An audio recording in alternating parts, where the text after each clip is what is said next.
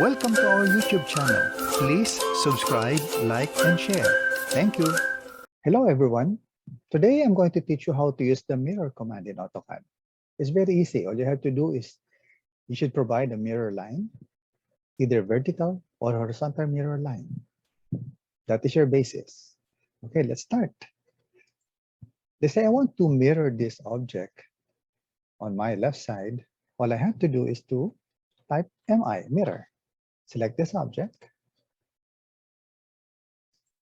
enter, and then I need to select the first point for my vertical mirroring.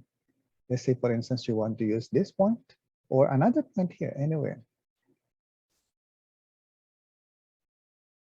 Make sure that your auto mode is on. So you can select another point here, then voila, press enter. You're done with your mirroring. Okay, same thing with this one. If you want to mirror this, this is the horizontal and the vertical mirror line.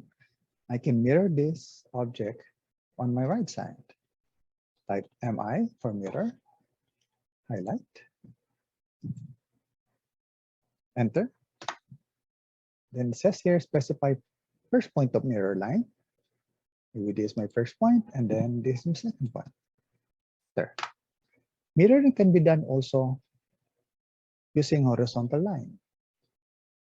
Say I'm going to create a horizontal line here, and I want to mirror this object. I can do that by typing MI again, and then highlighting, enter. First point of mirror line would be this first point, and then the end point would be this one. You see, we can mirror horizontally or vertically. That's easy if you know how to use the mirror command of AutoCAD. Okay, thank you so much for watching. See you next time.